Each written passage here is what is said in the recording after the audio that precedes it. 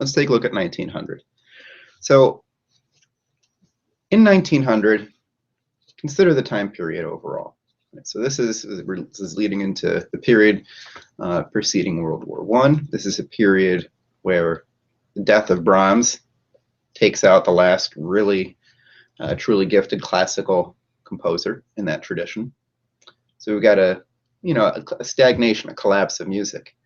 And we've also got a startling contrast between real scientific work and an attempt to kill it, headed by Bertrand Russell, who LaRouche has called the most evil man of the 20th century.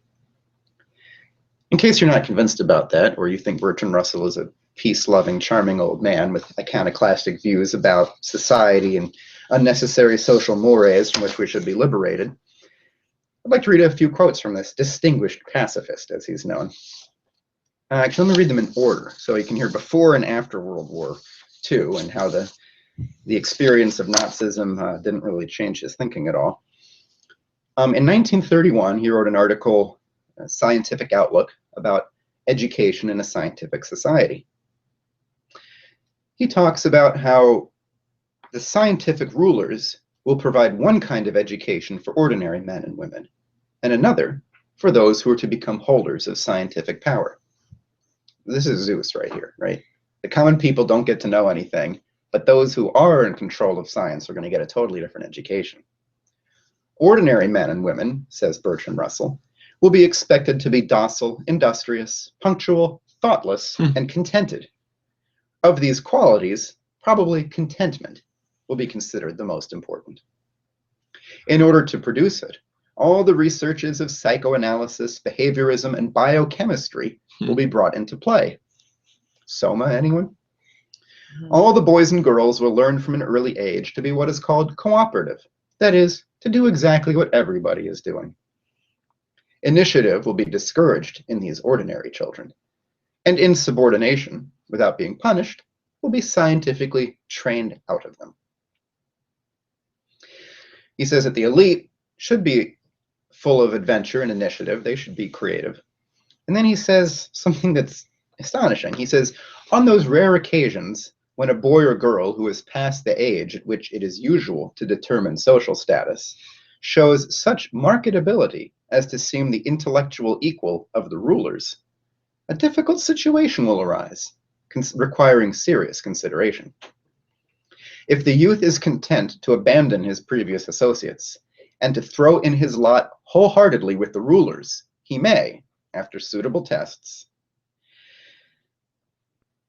be promoted. But if he shows any regrettable solidarity with his previous associates, the rulers will reluctantly conclude that there is nothing to be done with him except send him to the lethal chamber before his ill-disciplined intelligence has had time to spread revolt. That will be a painful duty to the rulers, but I think they shall not shrink from performing it. Pretty creepy. So that was 31. Then what occurs? The Nazis, World War II, concentration camps, etc. That doesn't stop him. He writes about, I don't want to read too many of these quotes, but briefly he writes that it would be necessary, that unfortunately there's just too much population. Oh yeah, sorry. Actually, this is an earlier quote, 23. Russell complaining about how population is increasing. He says, a slow increase in population might be coped with by improvements in agricultural methods, but a rapid increase must in the end reduce the whole population to penury. The white population of the world will soon cease to increase. The Asiatic races will be longer, and the Negroes still longer, before their birth rate falls sufficiently to make their numbers stable without help of war and pestilence. The less prolific races will have to defend themselves against the more prolific by methods which are disgusting, even if they are necessary. This wasn't something somebody secretly recorded with a smartphone at a closed-door meeting. This is something that he wrote and published, that the white races will have to defend themselves against the more prolific by means which are disgusting, even if necessary. But maybe after seeing the Nazis, he changed his mind. No, he didn't. He said that really there should be a Black Death every generation so that the remaining people can procreate freely without concern of overpopulation.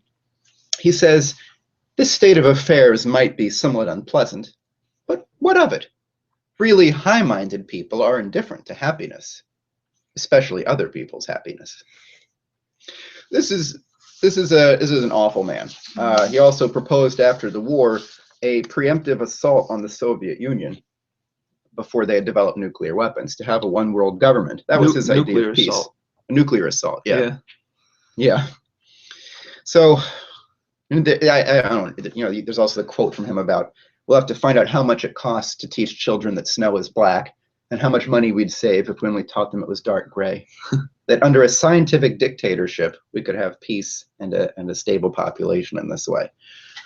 So this is, it's hard to imagine a more direct statement of Zeusian oligarchy, of the vast majority of people being considered as useless burdens, except to the extent their work is helping the elite in some fashion.